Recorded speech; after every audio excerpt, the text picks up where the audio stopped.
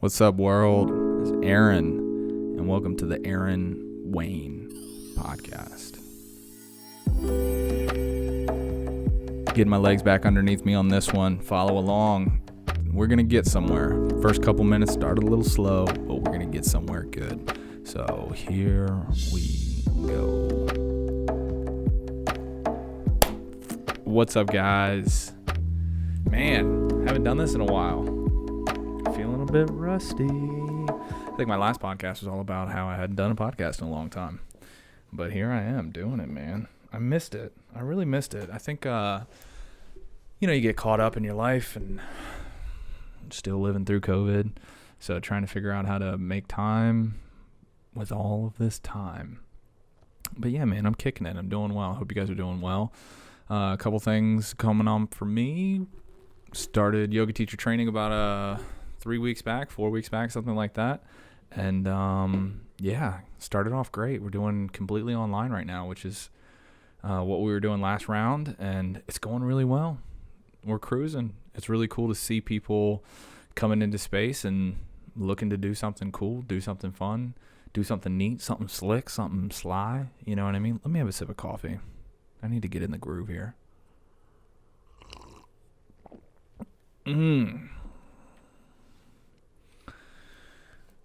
Crazy world we're living in. How many times have you heard that? How many more times do you want to hear someone say, in these unprecedented times? Or like the new normal. I'm so tired of those phrases. But it is kind of true. I guess this is the new normal. Yeah, I got a lot of stuff going on, man. My wife worked out this morning, so we had a 2-hour delay, which in the school world now means that the AM kids don't come to school because everything is split AM, PM schedule. And so the AM kids didn't come to school, and that meant that her kids were just doing like activities that she didn't need to teach. And so she worked out, and I didn't because I have remote kids that I had to teach live like this, like in a video. And kind of ticked me off because we're in a competition with my family. My family at the beginning of the year, it is 2021. Ooh, baby. It's 2021. Yeah, 2020 cruised by, didn't it? It's like you throw some economic turmoil, some tragedies, and some chaos into the mix. It makes the year go by quick, you know? But, okay, easy on the microphone. I got to relearn all of this stuff. I got loose cords everywhere. What am I even talking about? Am I still here? Can you see me? Am I live? Maybe another sip of coffee. Cool it down, Rico. Yeah. So she worked out this morning, and we're in this competition where we, with my family, because my family wants to create a bit more health in their life. My I only have one brother. My brother and sisters and my parents and my brother-in-law. So I guess I have 2 brothers. And people are trying to get healthier, trying to lose weight, which is awesome. I'm all about it. And so we're counting our minutes and then meeting every Sunday. Some of those Sundays are a bit tough because people show up and they're like, I worked out for like 20 minutes this week. It's like, that's not going to cut it. And there's money at stake. I always have weird stuff. Family and money is always weird. At least it is for me. So like, we put $15 into the pot, and winner takes all. So that's like $100, something like that, for my whole family. And it's just about how many minutes you work out for the week. And then to sort of equalize it, because I work out. No need to brag, but I work out about an hour a day, which is not crazy. It's not insane to do that, but that's what I do. And to equalize the playing field a bit, we made it so that there was a multiplying factor if you lose weight. And I'm not trying to lose weight, so that sort of helped some people in the pool. But yeah, that's where we are. And I think I'm winning, and I don't want to win. I think maybe my wife is in first place right now. We've got one more week, and that's what we're doing. Is that interesting? I don't know. The thing about podcasting is that it takes some time to get my feedback underneath me. I like talking. Googly moogly, I like talking. I got the New York Times pulled up on my iPad here in case I forget, like if I run out of stuff to say.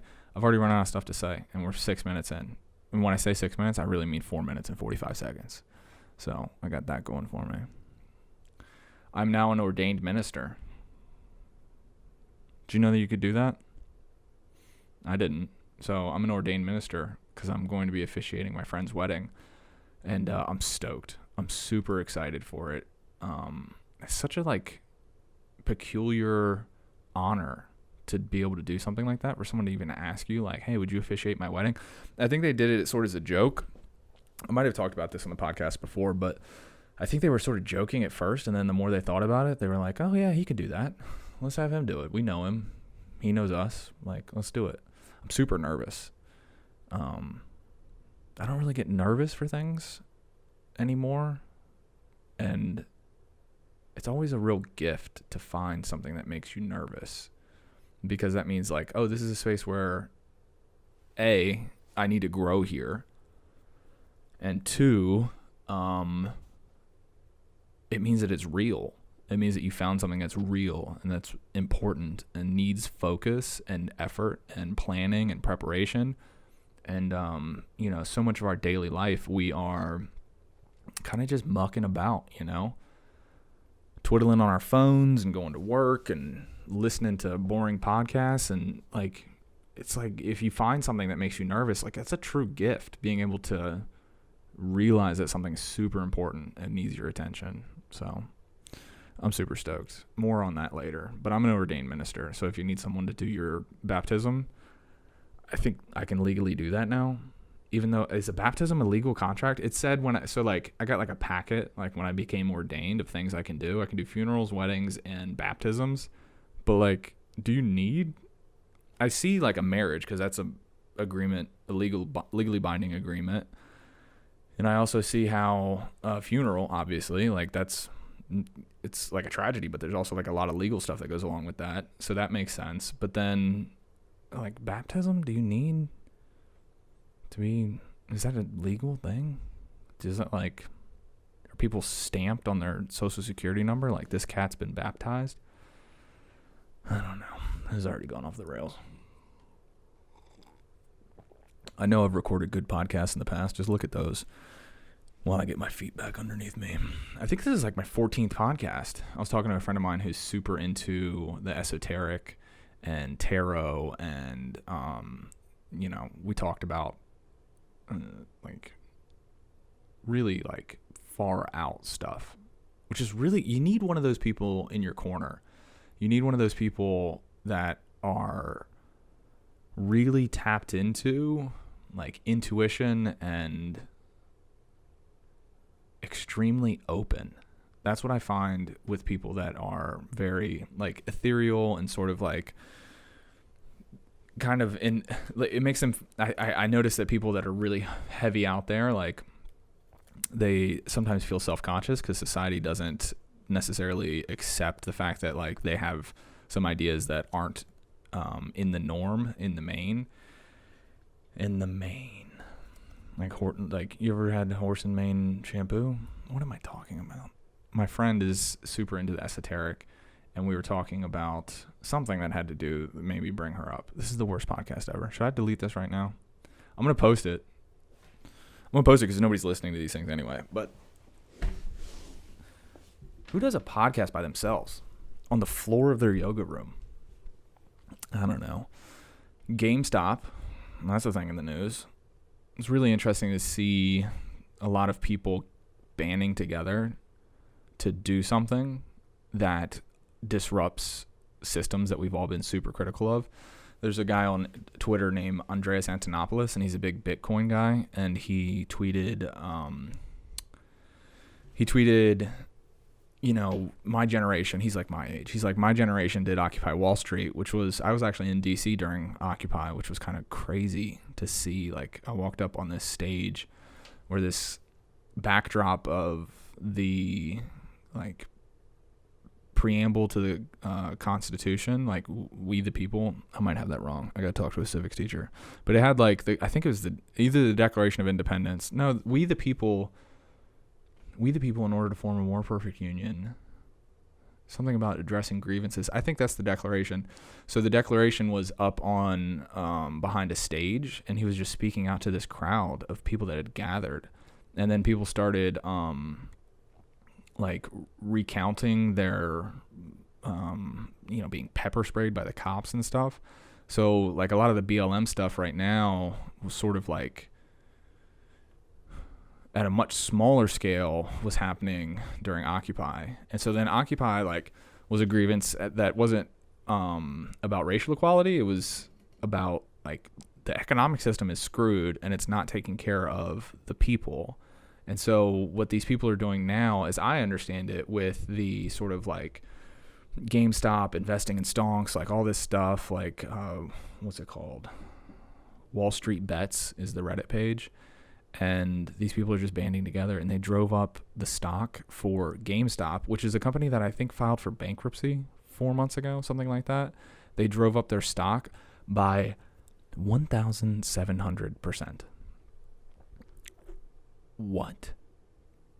It's so crazy. And so now they're trying to like regulate it so that average folk can't do that. And it's because for sure people lost lots and lots of money. So they did it because I think they were pissed that people were shorting the stock, and shorting stocks just like seems on the face of it to be a completely corrupt practice. It's like here's let's see if I saw the funniest TikTok the other day of this woman explaining about like she's like I can explain the stock market to you, and she like starts it really like she's very nice and pleasant, and then seems like she knows what she's talking about, and then the farther in she goes, she's intentionally like playing this character of confusion, and she's like, and then these billionaires have hedges, and the other people want hedges, and it's just like, it's hilarious.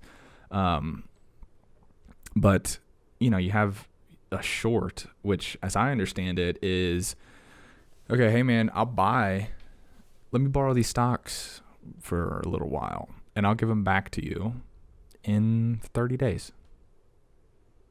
And then what you do is you borrow those stocks, you sell them the day you get them, and you're predicting that in 30 days the stock will go down, and then you buy those stocks, and then you give them back to the person you got them from. So it's like Carl is over here, he's got 100 shares of Tesla, whatever, pick your favorite stock. He's got 100 shares. Carl over here with his 100 shares. Ronnie comes over and says, hey man, can I borrow your stocks?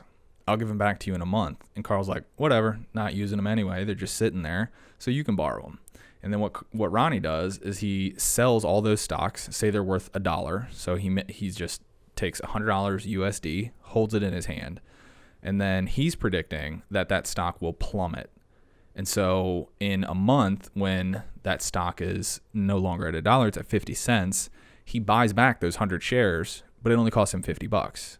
And so he just gives the shares back to Carl, and Ronnie pockets that $50 difference.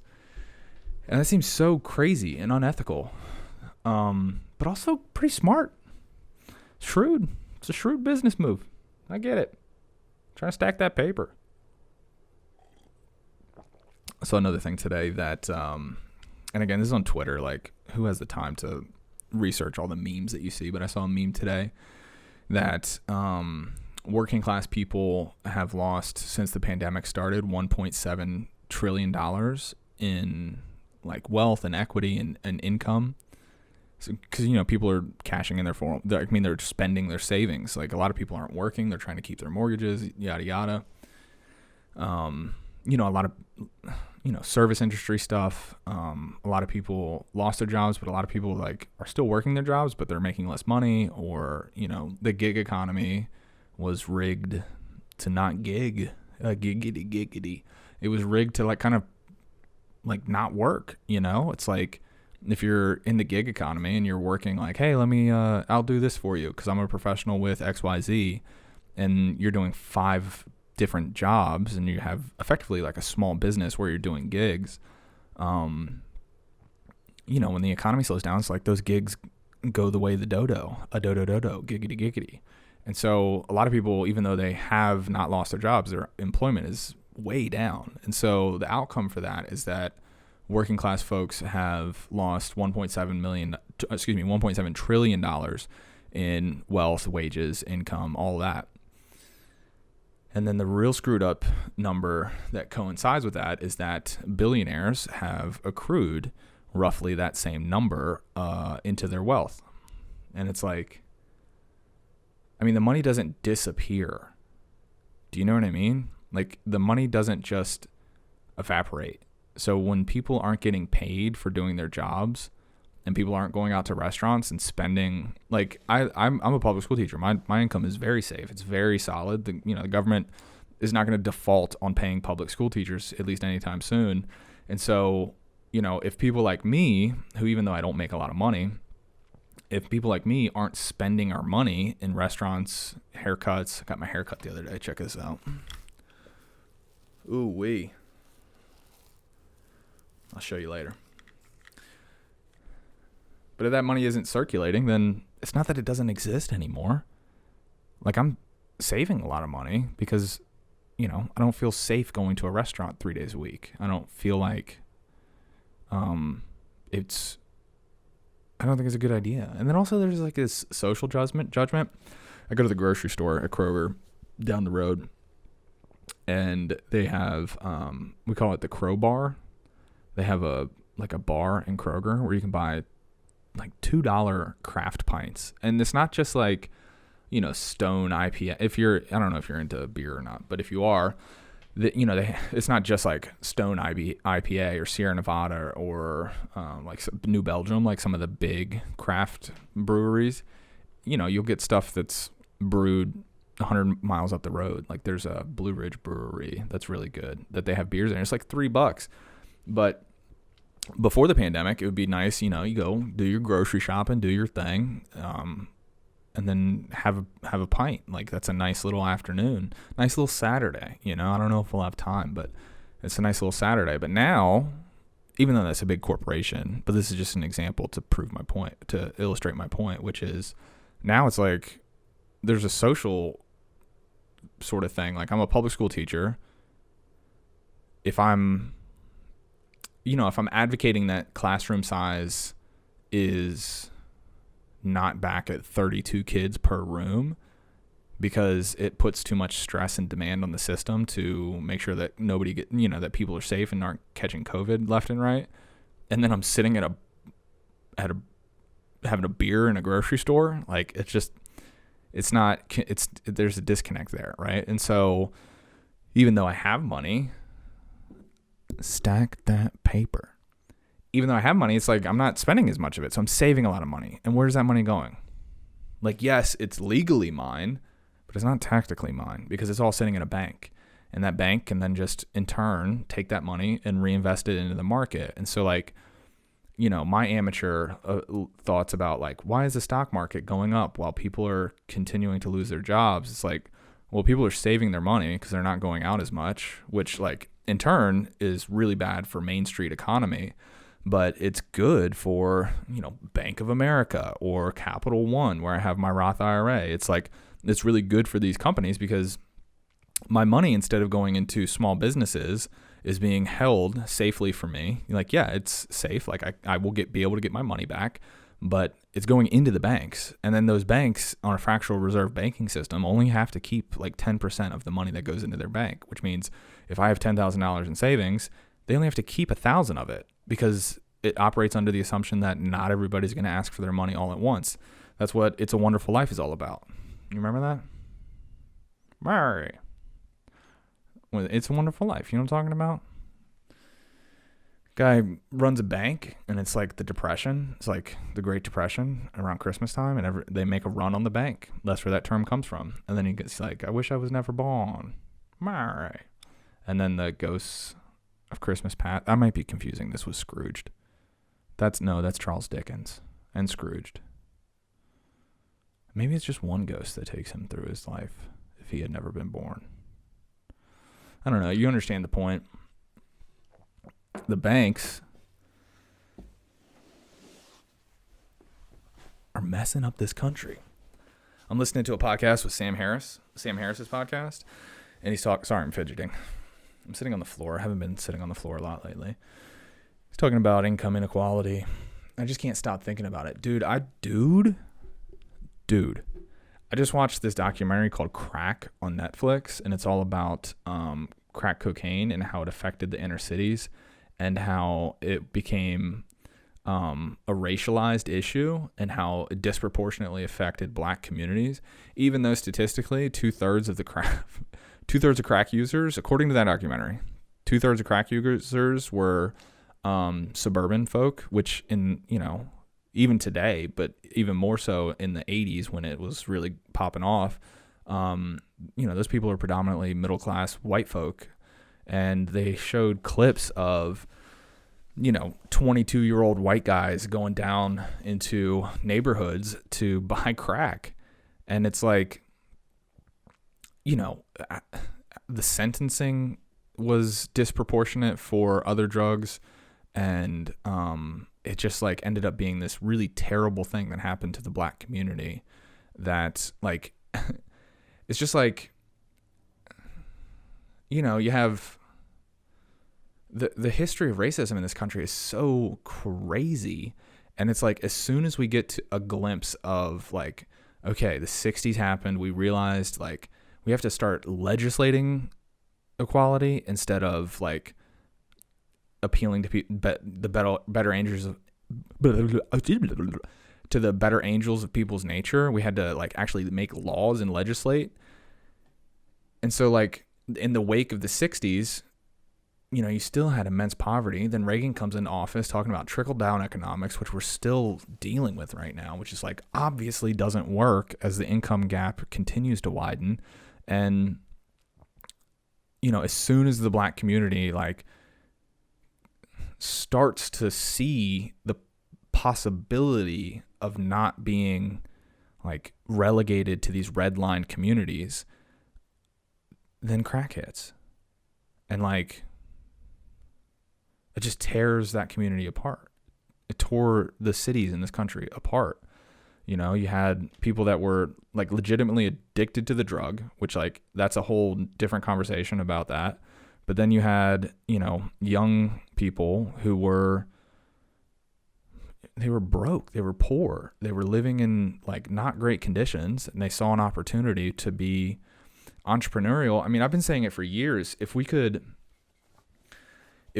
And this is might be a controversial statement, I don't know, whatever. But if we were to take the individuals who lived in really terrible conditions and started effectively a small business doing something that was illegal and wrong, and I'm not advocating that you go out there, because like I'm a public school teacher, like this is not a good idea. But what I'm saying is that there's an underlying quality of entrepreneurship that is present in someone who says, I have a need, there is a market, this is how I manage my supplies, this is how I coordinate with customers, like, and it's an illegal, seedy business that is colored with violence and treachery and all of that, but it still requires an individual to, see a need. I mean, like, it's a hard conversation to have, but to see a gap in the market that people are willing to pay for, and to manage other people, and to manage supply chains, and to manage product, and to manage money, and like all of it's even more complicated for someone who's doing that sort of business because it's illegal and it's dangerous, and it's these people are looked at as the dregs of society, when in reality it's like, hey man, I was broke, you know what I mean? Like they were turning the water off, they were like, I had holes in my sneakers, this and that, and it's like, can you blame someone for trying to take advantage of that? I don't know. Let's calm down, Rico. Have a sip of coffee. So I'm recording a video for this, so I'm going to have to take a pause. I might as well take the pause now. So call this the pause before we come back. Okay, I'm back. Sorry. I went off on a rant there. I got a little fired up. So I got to like take pauses in between the video because I I looked and looked and looked, and I bought like a super premium memory card, but for some reason my camera records faster than the card will take. And so I don't know what that is. I don't know if it's because I'm shooting in 4K. I don't know what it is, but it's a nice camera. It's a nice card. I don't get it, but whatever. If you know how to fix that, let me know. Shoot me an email or make a comment in the YouTube video, because I'm going to post this one on YouTube. Yeah, I'm getting like things back together, man. Like I feel like, when the pandemic went full tilt, I really felt like a lot of the practices and routines that I was engaged in just sort of fell to the wayside. And I think I've talked about that in a previous podcast. But then what happened on top of that is a lot of the projects that I was working on, I just needed to focus on like making me whole. And, you see a lot of that on Instagram, people talking like self-care. And like, it seems very cheesy when we see it online and we're not necessarily connected with it, but it's true. And that's what I needed to do. I needed to just be like, okay, I can't do hot yoga. I can't go to the sauna. I can't go out and hang out with my buddies. Like, what am I going to do to make sure that I'm whole? And it took me a long time to realize that, even in the early days, like I had this conscious awareness that I was missing something. And I was like, okay, this is what it is. I'm missing this, this, and this. And so now I just have to find new strategies. But it took a really long time to sort of acclimate to the new systems. And so what ended up happening is a lot of my side projects went to the wayside. For example, the podcast. Also, I haven't updated my website in a really long time. Nobody's looking at my podcast. Nobody's looking at my website. But it's just nice to have these things because, one, I really like to build things. And so my website is beautiful. I love my website, aaronwayneyoga.com. I also, I like my Instagram page, but I stopped posting on Instagram. I took a step away from Instagram for a while because I realized that I was consuming it in a really unhealthy way. And I think the last podcast that I probably posted, 2 months ago, was I just watched The Social Dilemma and went on another rant about that. And, I like making pretty things on Instagram. I like putting things out there. I like building. I like creating. And it's easier now to create than it ever has been. And so even though I have zero expectation of how things shake out, I just want to keep building stuff. I just want to keep creating, keep making stuff. And I hope that if you're following along with me, that you're into that idea of just making stuff. It doesn't matter because the skills that you use to build a new project or to work on something, you have no idea when those things will come into play. You have no idea when you'll need to be able to speak on camera and feel comfortable. That's what I do for a living now. I mean, as a public school teacher, this is what I'm doing. As a yoga teacher, this is what I'm doing. The real thing that I'm nervous about is getting guests. And I think that I don't want to get guests because I feel self-conscious that somebody will project what they think my expectations are. Because my expectations are genuinely just to make something interesting, and to develop my skills of thinking and speaking clearly. And I think if I were to invite a guest into this conversation, it would become, oh, what does he or she think about my expectations? Like, is my expectation to have a huge podcast? Like, it's not. If it happens, it happens. But I find it highly unlikely. But I don't know. It's just not super into that idea. And there's a lot of people who have successful podcasts that just do it by themselves. But again, am I trying to be a successful podcast? Yeah, probably. I just want people to like me.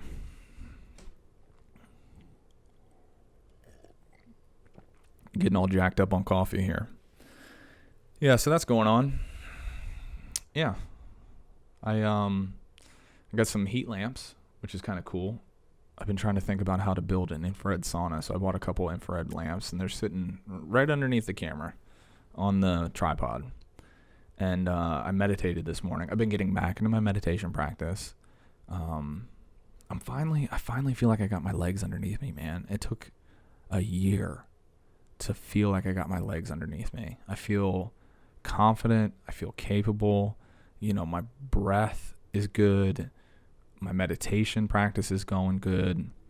And this is like now why I feel ready to come back into, okay, you got this, buddy. Like, you got some stuff going on. Now let's get back into some of these projects, some of these things you like to make, that you like to build.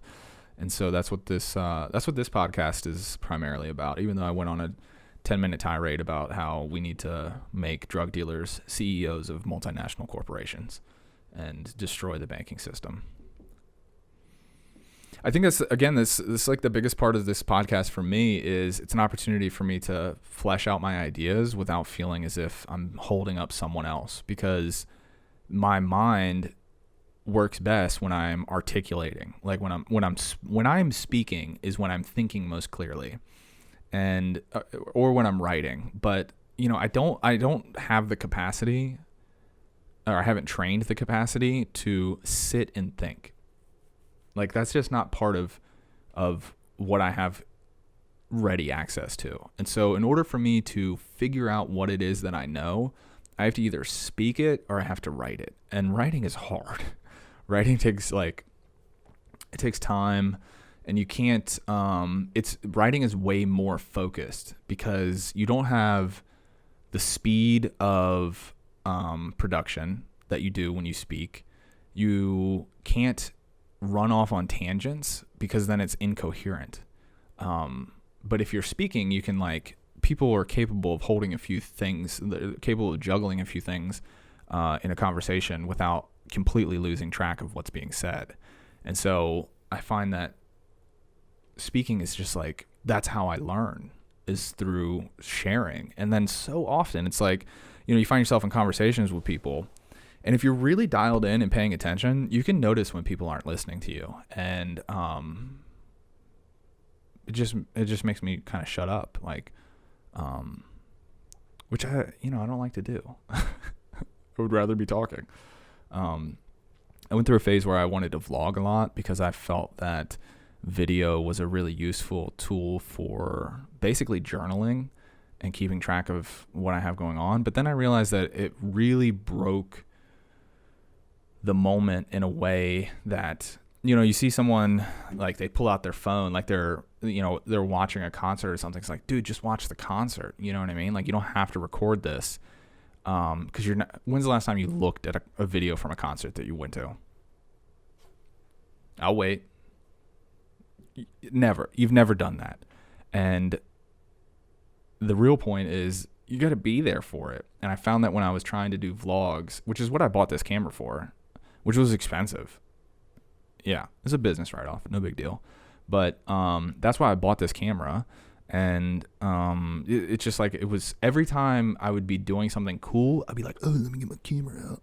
And then the hardest part wasn't like recording what was happening.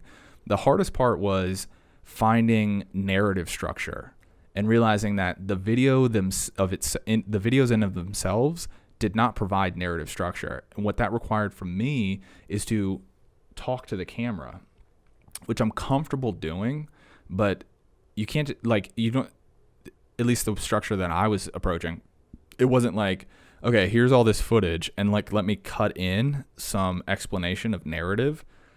The way that I was doing it and the way that most people do it is they turn the camera on themselves and they're like, all right, guys, so what we're doing is blah, blah, blah, blah, blah. And it just felt so contrived. And it also, like, made me feel very self-conscious in public.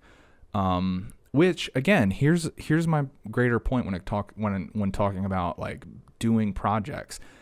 It made me feel more comfortable speaking on camera in front of people, which is a skill that's worthwhile. Like, you should have that. That's one to have in the toolbox, because you never know when you're going to need it. You never know when you're going to need to be the person who's speaking to the camera, and there's people in the periphery who are, like, watching you ignore them and talk to people in the future.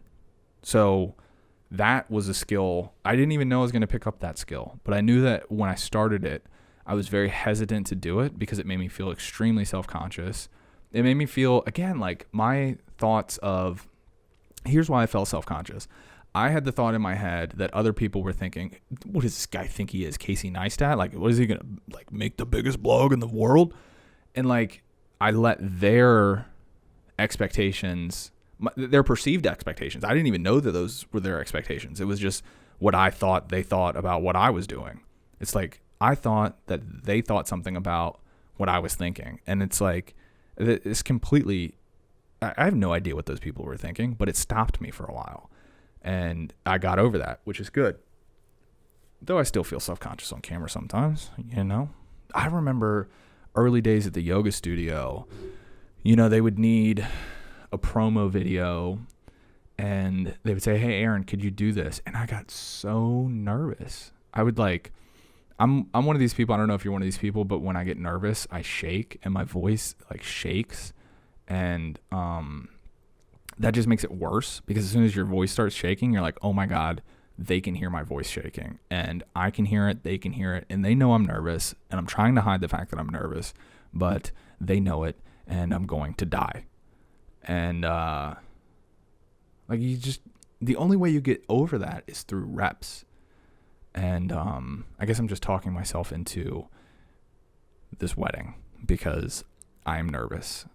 I'm nervous that my voice will shake and that, you know, one of my best friends and his fiance, who's like super sweet and really nice and funny and charming and beautiful.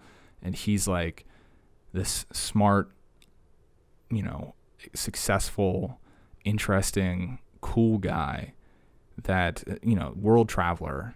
And I'm nervous that I'm going to stand up in their fancy wedding and try to perform the ceremony. And I'm going to get nervous and my voice will shake. And I'm nervous about that. It makes me uncomfortable to think about it. So that's some honesty right there. But the thing is like, I'm going to do fine. Like, I'm putting time into it. They know that I care. I know that I care. And like, I do this for a living. I speak in public for a living. This is what I do. Like, whether it's in front of a room of, you know, 40 yogis or 30 eighth graders or in front of an entire faculty or in a community meeting, like, I do this for a living. This is what I do. And I feel good about it. And I'm stoked. I really am stoked. So there's a moment like of a little bit of vulnerability. So hopefully that comes across in a way that makes you realize that people are people and maybe you can see a little bit of yourself in that. But yeah, the podcast, man, like, and any of these projects that I'm on, I'm sitting on a yoga block and it just slid. Yeah, these projects, man, just do stuff. Go do stuff. Man, I turned 32 in October, and I made a resolution to myself that I was going to make a vlog a week in October, and I made it a week, which is not all the weeks of October, if you were keeping track. And I have all this footage. Like, you know, I open up my Apple Photos, and it's like, I have gigs and gigs and gigs and gigs. I even bought a hard drive. I don't know where the hard drive is, but I even bought a hard drive to keep track of the video. And yeah, I never used any of it. But again, I know how to edit video now. I know how to edit video. I know how to splice music. I know how to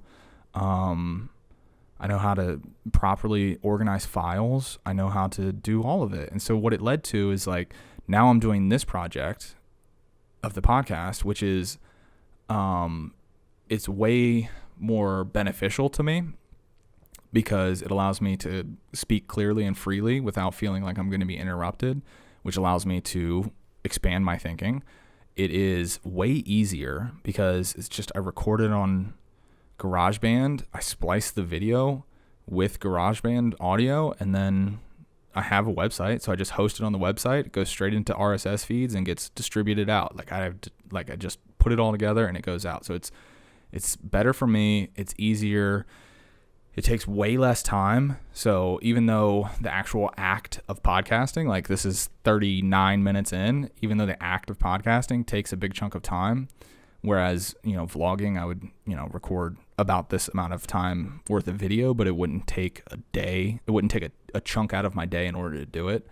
The editing is way quicker. I mean, I was spending hours editing very subpar blogs that no one watched. I think that's going to be a condition for a lot of people. They're going to spend a lot of time on that sort of thing. You know, I have kids that are podcasters. One of my kids says he has a podcast. And I was like, dude, that's awesome. I have my kids recording podcasts for projects. Like, we just finished reading Fahrenheit 451. And I said, instead of doing like an essay, which, like, you know, we do essays. You know what I mean? Like, they don't need another essay. I want to give them an opportunity to express themselves and to engage in a project that will give them tools that they can then use in the future. And so I had them either make a newspaper article using all of the online tools at their disposal, so they learned graphic design, or a podcast. So then they learned audio editing and how to record and cut and all these things. And I got some killer projects from these kids. But I was impressed. So there's going to be a whole generation of kids coming up that know how to podcast. And I got to get ahead of them because I want my podcast to be bigger. I'm definitely going to have a kid who has a bigger podcast than me. I teach 110 kids a year, and I've been teaching for, 6 years? Something like that? 5 or 6 years? So that's almost 1,000 kids. Yeah. It's like almost 700 kids. It's crazy. So many kids. Do I remember all of them? I'll say yes. I don't know what else I got going on here, guys. I don't even know what the show notes in this are going to be. I think I just need to get my legs back underneath me. I need to create a schedule for this. I need to create a time that I do this. I need to stop having big lunches and quick naps in the afternoon. I put on some weight, tried to gain some weight, went through like a bulking phase. I was eating like 4,000 calories a day or something like that and working out, but not doing a lot of cardio, just doing a lot of lifting, trying to get swole. But yeah, I gotta create a schedule around podcasting so that I make sure that I get it done, because I find it valuable. I find the experience valuable, and I hope that you find something that you find interesting and that you find valuable, because you're gonna be dead one day. So you just gotta move. You just gotta keep doing stuff and let go of the expectations. Like, work without expectations. Build and create, and let the building and the creating be the reward in of itself. The making of something is what feels good. Not the praise or all the people who watch or listen or like or comment. It's about the building. You gotta build stuff because it's human. It's what it means to be human. We use language, we establish relationships, and we build stuff. And so, go do it. All right. This is a good way to wrap this one up. All right, guys. Peace out.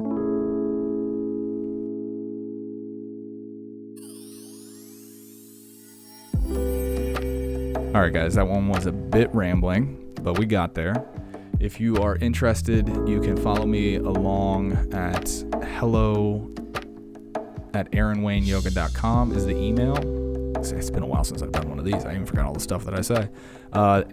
Email address hello@aaronwayneyoga.com, Instagram @aaronwayneyoga, and the website is aaronwayneyoga.com. I'm going to be updating that so we get some fresh stuff in there. And I'm an ordained minister. You want someone to do your wedding or your baptism? I don't want to do any funerals. I don't think I'm experienced enough for that. I think I can kind of figure out a wedding and baptism. Funerals, find someone else. But yeah, man, follow along, and see you on the next